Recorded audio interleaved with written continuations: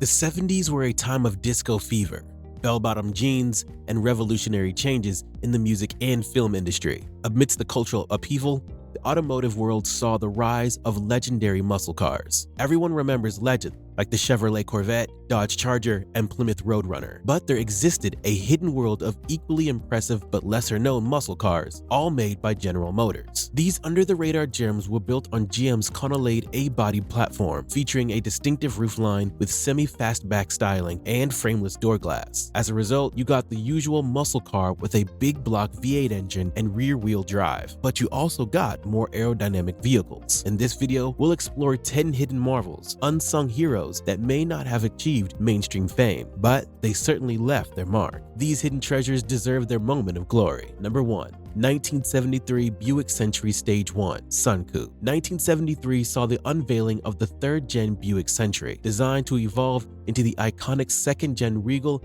and Grand National models. Like the aforementioned Grand Am, the Century offered several engines, with one of them being the Stage 1 tuned 450, a 7.5-liter V8. Imagine the audacity, fitting such a beast of an engine to the Century, making a sleeper muscle car. But in the 70s, anything was possible. Like I said, they only built 45 of these. This is one of 23 with an electric sunroof operation. There were only 45 Stage 1 Sun Coupe models built by Buick, with Sun Coupes having a distinct sliding fabric sunroof. This is one of the rarest muscle cars ever, and calling it a collector's item would be an understatement. Number 2. 1973 Pontiac Grand Am. The Grand Am from Pontiac is a classic tale of right thing, wrong time. You may not know about it because it debuted during the 1973 oil crisis. No one was looking for a muscle car amidst a 40% increase in gasoline prices. Hence, it didn't have many buyers. Yet, this twist of fate only adds to its allure today, making the first-gen Grand Am a rare gem. It is essentially a more muscular and European Pontiac Le Mans, while its name combines the grandeur of the Grand Prix and the athletic prowess of the Trans Am. It was available with a variety of large V8 engines ranging from 6.6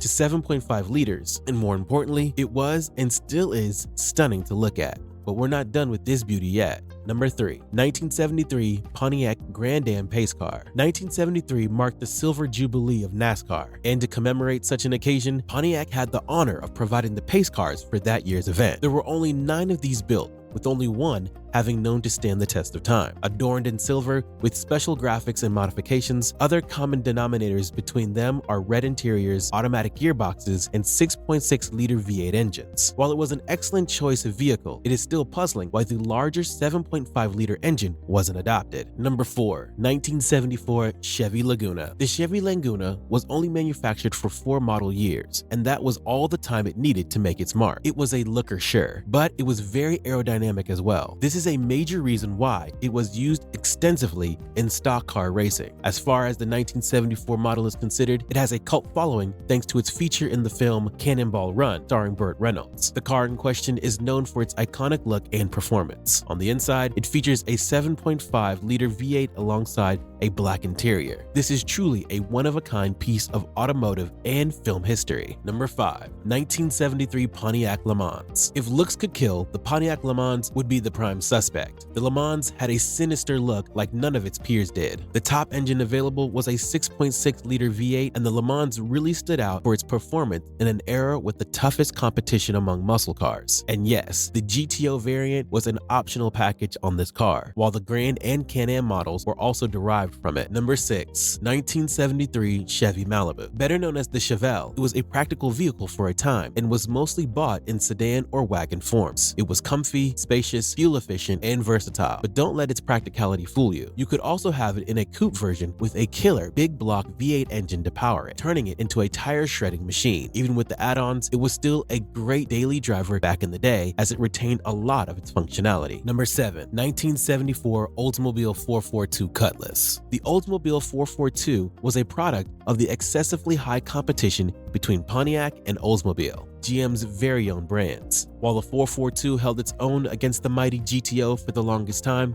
it is generally considered to have lost its popularity with its third generation. Whether that's true or not, it doesn't take away from the fact that it was a solid muscle car for the time, whether you were looking for performance or aestheticism. This model of the 442 was also known for its excellent handling, defying the stereotype about American muscle. Number 8. 1974 Chevy Laguna S3. Imagine being so good of a race car that NASCAR outright bans you. This is exactly what happened to the Laguna S3 due to its aerodynamic front end. Available in several engine options, the 6.6-liter top-of-the-line motor was the one you wanted to get the most out of the Laguna S3. This car was the replacement of the iconic Malibu SS, the top trim of the aforementioned Chevelle. As a result, it was stellar to drive as well as luxurious. A true all-arounder. Number 9. 1977 Pontiac Can-Am. Another one of the rarest muscle cars ever is the Pontiac Can-Am, with just around 1,000 of them built for a single model year. It was a higher performance version of the Le Mans Sport Coupe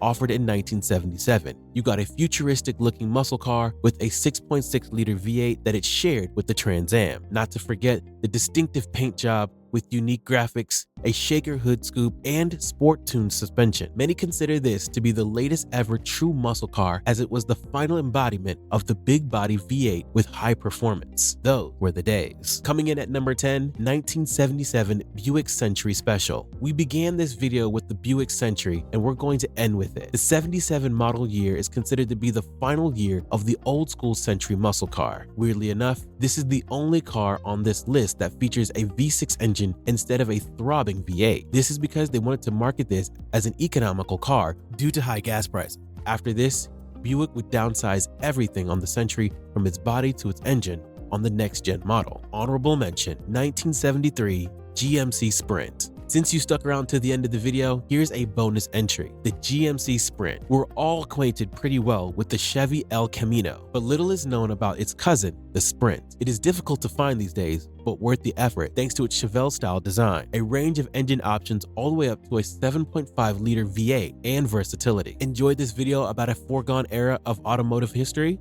Do like and subscribe if you did. Let us know what you think in the comments.